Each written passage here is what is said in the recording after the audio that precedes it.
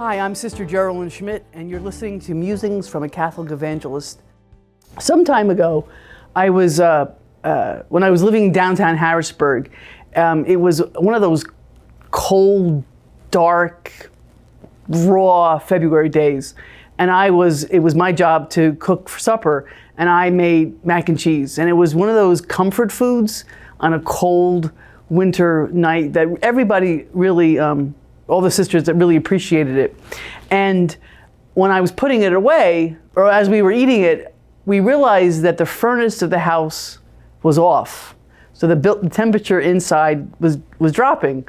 So a sister quick called the furnace guy as the rest of us were cleaning up for supper. And I was spooning the mac and cheese into a bowl. I'm like, wouldn't it be amazing to share this on such a cold day with somebody who doesn't have it? Okay. Sister came out by the telephone and said, the furnace repairman is going to be here in about 10 minutes. Well, in about 10 minutes, the doorbell rang. Assuming it was him, I didn't even look. I just opened the door, and there was standing in front of me was a homeless man who said, "Do you have anything to eat?" Come on in. I heated up the mac and cheese. I gave him a cup of coffee.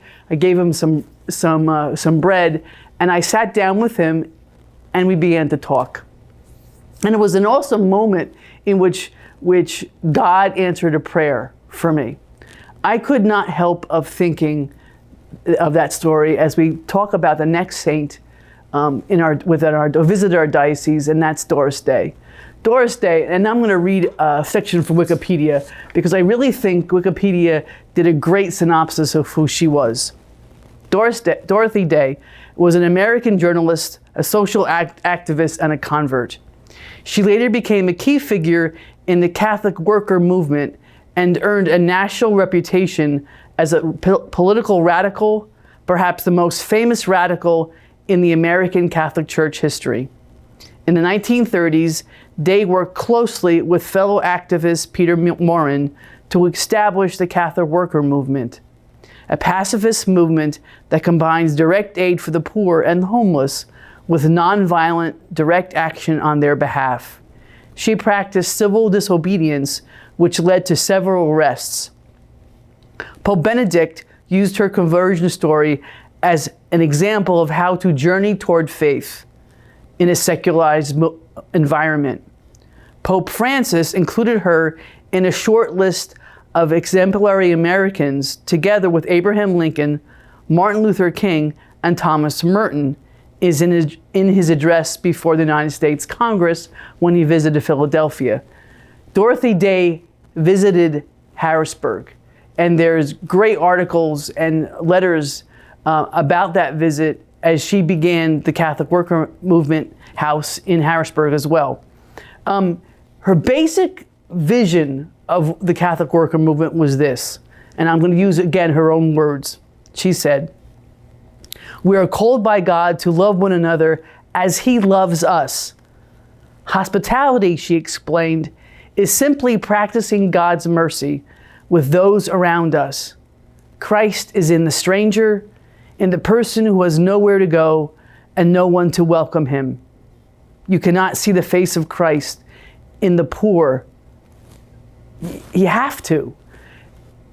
And the level of poverty are those not just those who are homeless.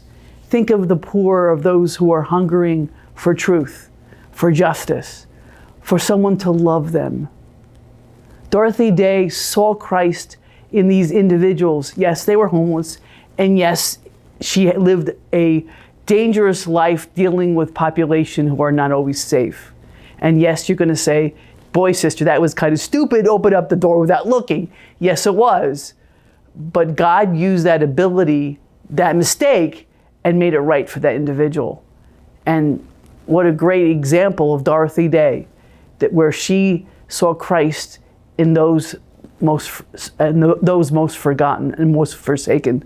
So I encourage you, those individuals in your life and those you who associate with, who challenge you, who rub you the wrong way, pause and allow Christ to be seen in them. You're listening to Musings from a Catholic Evangelist, And I'm Sister Geraldine.